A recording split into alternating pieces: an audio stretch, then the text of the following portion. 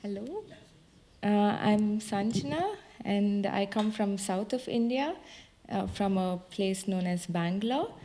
I'm right now in Hamburg since 3 years, and I'm studying at the Hafen City University. I'm doing my master's, and also doing a part-time job in an architecture firm. Hello, everybody. First of all, thanks, Ulrike, for inviting us for today to talk about India and explaining the school system and everybody. Thanks for you all guests for being here and listening to us.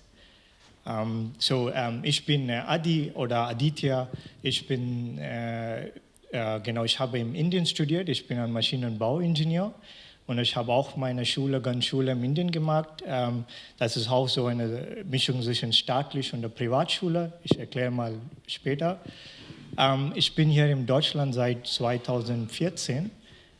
Ich habe für mein Masterstudium nach Deutschland gekommen. Ich habe an die Technische Uni Hamburg studiert und danach habe ich einen Job gefunden hier bei Siemens und ich arbeite in die Windbranche jetzt. Genau. Sit.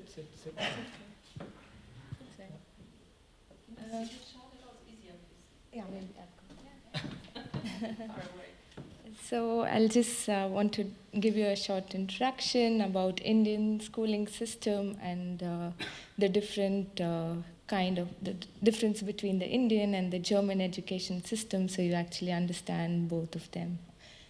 So yeah, as we already just introduced ourselves, and as Nelson Mandela mentions that education is the most powerful weapon which we can use to change the world. So I would just take this further and go ahead.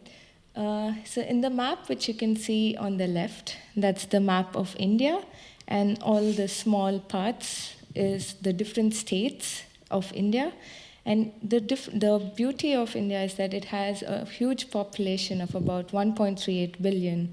And in this population, about 30% of the population is below 14 years. On an average, around 173 million are female and about 190 million are male. The average income of an Indian working person is about 29,000 Indian rupees, which is approximately 370 euros per month. So why I wanted to give you an introduction about the Indian map and the states here.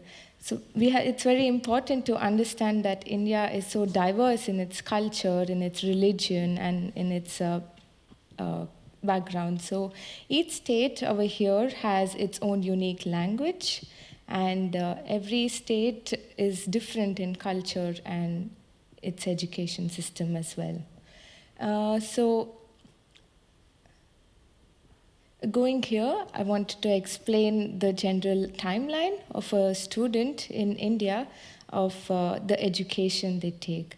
So as you see, like they enter into the preschool, which is just the primary school, and before they enter into primary education, which they start at the age of around 5 years to 6 years. And in this primary education, it's basically their 1st to 10th standard, which they have to study. And after the primary education, they have 2 options which they can opt for. So they can opt for either secondary education, that is 11th and 12th, or they can also do something known as a diploma, which comprises of about 3 years. And once they complete their secondary or their diploma, if they feel like pursuing further education, they get into their bachelor's or bachelor studium, which is about 3 to 5 years, depending on the course or the subject they opt for.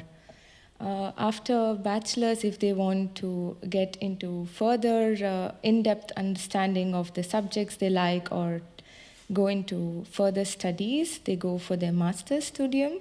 In the master's studies, it's about 2 years, which lasts for 2 years, and then they do further research or PhDs, which comprises of 3 to 5 years.